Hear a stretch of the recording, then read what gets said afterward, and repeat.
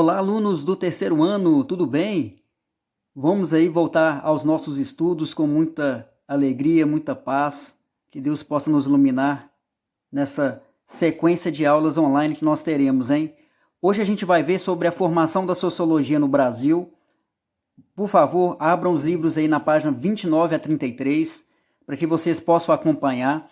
A gente vai aprender hoje, principalmente, como que a sociologia surgiu no Brasil. A gente vai ter um período histórico aí, né, com algumas características importantes, e teremos também algumas ideias dos primeiros sociólogos que surgiram aqui no país.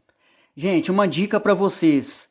Quando nós vermos cada sociólogo, façam um mapa mental de cada sociólogo, colocando as características para que vocês possam saber a diferença de ideias entre eles, tá? Então vamos ver então aí, a gente está vendo aí como é que foi o princípio, como é que tudo surgiu dentro da sociologia brasileira, tá? Os problemas sociais brasileiros são bem diferentes daquelas que existiam lá na Europa no século XVIII e XIX, tá? Então olha só que interessante. Lá na Europa, o modo de se avaliar a sociologia é totalmente diferente quando a sociologia estava começando a ser instalada aqui no Brasil. No Brasil, começou a ser instalada essa ideia de analisar a sociedade no fim do século XIX para o início do século XX. Então, olha a demora aí para começar a estudar a sociedade brasileira, né? Se a gente comparar com a Europa, demorou um pouquinho, né?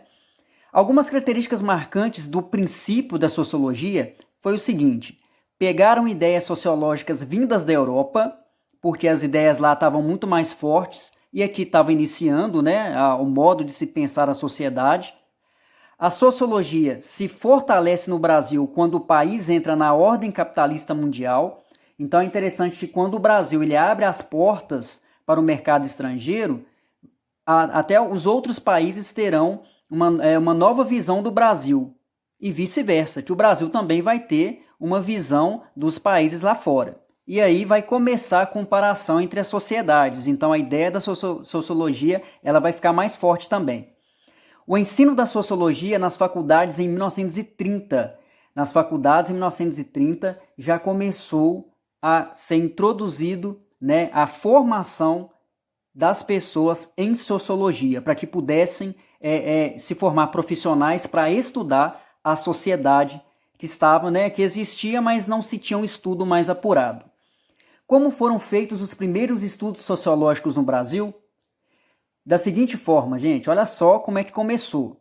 Os primeiros estudos da sociologia brasileira foram feitos por profissionais não especializados em sociologia.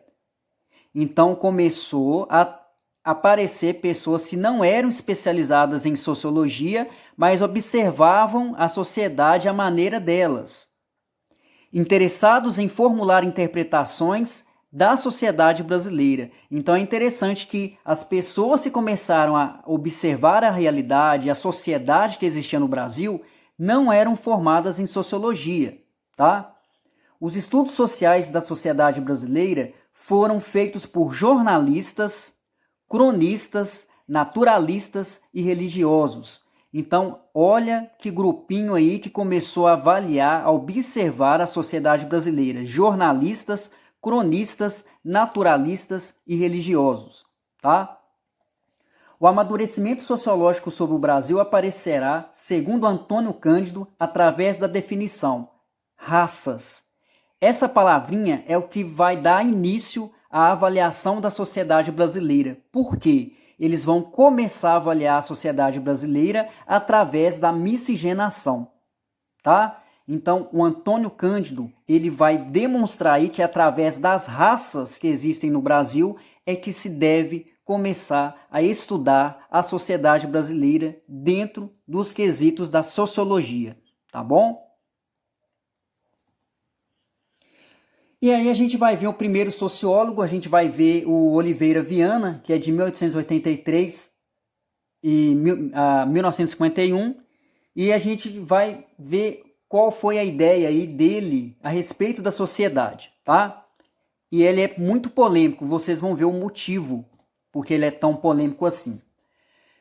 O Oliveira Viana ele começou os estudos da sociedade brasileira se baseando na teoria do darwinismo social. Qual que é a ideia do darwinismo social? Aquela ideia de que a sociedade ela começa simples e vai se tornando mais complexa. Então ela vai modificando ao longo do tempo. Só que ele vai colocar, ele tem ideias muito preconceituosas e racistas. Olha o que ele já dizia em 1934. Ele disse que índios e negros são incapazes de pensar de maneira política. Vocês imaginam isso? E ele falando isso em 1934, dizendo que índios e negros são incapazes de pensar de maneira política. Ele defendeu uma ideia que tem a chamada teoria do embranquecimento. Ele fala que a população, ele deu um prazo de 100 anos para que a população pudesse se tornar branca, tá? A raça ariana aí a população estivesse 100% branca. Olha só que coisa absurda dessa teoria dele, né? Ainda mais num país como o nosso, que tem uma miscigenação enorme. E ele vai culpar a miscigenação para o atrasamento do desenvolvimento e do lado político do país. Então olha só que coisa. Ele dá um prazo de 100 anos para que a sociedade possa se tornar totalmente branca, e ele culpa a miscigenação pelo atrasamento no desenvolvimento político e no desenvolvimento econômico, enfim, tudo aquilo que tem dentro do país. Ele fala que a culpa desse atrasamento do país é da miscigenação. Olha só que coisa polêmica aí que ele já dizia de uma maneira preconceituosa e muito racista também. Ele diz ainda que o Brasil é feito de tipos sociais que foram criadas pela tradição cultural e que tomaram conta das instituições sociais. E isso é interessante que ele falou, né? Isso é fato, isso é histórico. Nós somos um povo que tem uma mistura de raças mesmo. Então ele tá mostrando pra gente aí, ó, que as 3 raças de miscigenação que fez com que o Brasil tivesse essa mistura começou com o branco, com o índio e com o negro, tá? É aquilo que a gente já conhece historicamente falando, e ele fala que o Brasil começou com essa miscigenação através dessas 3 raças. E aí ele vai criar uma ideia sobre o que é direito público costumeiro, tá? Isso é interessante porque ele vai observar a realidade dele e ele vai criar a teoria, viu, gente? Então é interessante a gente notar que é no período de vida dele que ele vai perceber isso. O que é direito público costumeiro? Direito público. Então olha só a ideia que ele tem. Ele fala que o Estado brasileiro não tinha o poder. Então ele fala que o governo não tem poder nenhum sobre o povo. E que esse poder real era feito pelo senhor de engenho. Por que pelo senhor de engenho? Porque ele era branco e quem é que servia a esse senhor de engenho e a família dele? Os escravos. Então essa ideia racista e preconceituosa que ele falou sobre o índio e o negro vai se reforçar nessa ideia aí dele. Ele fala que o poder real está nas mãos do senhor de engenho que move o país, né? E por ele ser branco, porque o índio e o negro são incapazes de pensar, são incapazes de fazer a política acontecer, na visão do Oliveira Viana. O Oliveira Viana diz que o mulato também faz parte da sociedade. Olha o que ele fala do mulato. Cada mulato reflete a índole de um negro. Olha só.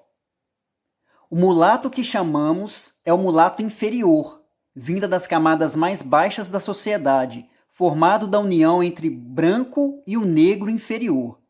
Então aí ele vai colocar o mulato que vem das camadas mais baixas da sociedade no mesmo nível que um negro e um índio estão. Tá, gente? Existem mulatos superiores, arianos com inteligência para ajudar os brancos na civilização do país. São os mulatos que têm moralidade e pela cor da raça branca. Então, na visão dele, existem os mulatos inferiores e os superiores. Os superiores vão ajudar os brancos a se manterem no poder, tá? Então ele fala que o mulato que ajuda um branco, ele tem uma moralidade e ele é muito mais, tem muito mais capacidade de pensar e de fazer a política do que um mulato inferior. Olha só que ideia racista dele. E aí a gente vai falar logo em seguida de Gilberto Freire, sociólogo, historiador. Ele veio de uma família rica de Pernambuco, tá, gente? E ele percebeu na sociedade uma crise onde aumentava as ondas de banditismo e migrações para se ter uma vida melhor. Então vai perceber que o banditismo estava muito forte, né? Então a violência começou a aumentar muito e as migrações para se ter uma vida melhor. Pessoas que vinham de locais de interior do país migravam, né, a procura de vida melhor em grandes cidades brasileiras. Então vai perceber isso no ano de 1900 até 1987, que foi o período de vida dele.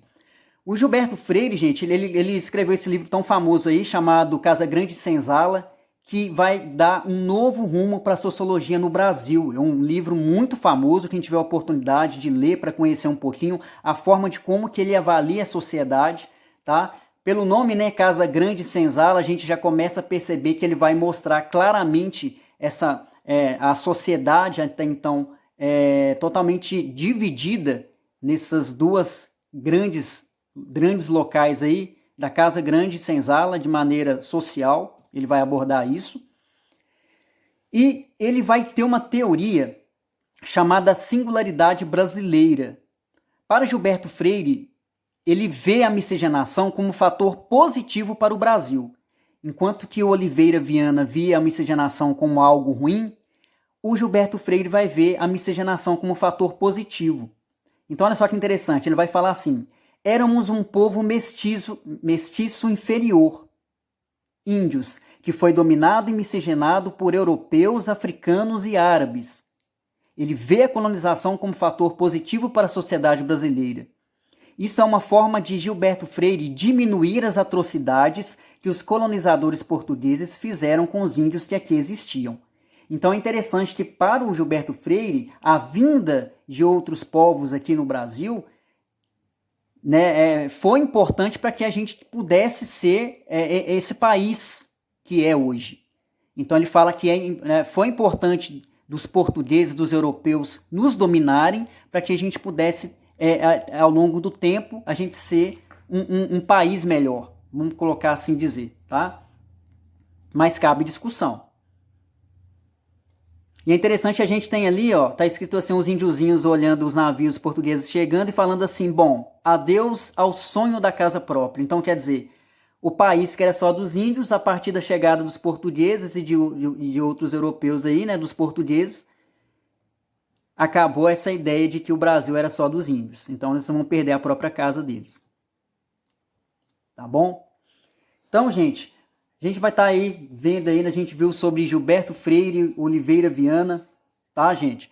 A gente vai estar aí, ó, tô deixando as atividades para vocês fazerem no livro mesmo, questões 1 e 2, e fiquem bem atentos, tá, gente? Que assim que vocês fizerem essas questões do livro aí, eu vou estar deixando uma perguntinha aí para vocês responderem no mesmo tópico que vocês estão assistindo essa aula online, tá bom? Desde já, qualquer dúvida que vocês tiverem, entre em contato comigo e muito obrigado. Estudem, façam um mapinha mental de cada sociólogo que a gente viu aí hoje, tá bom? Muito obrigado, gente!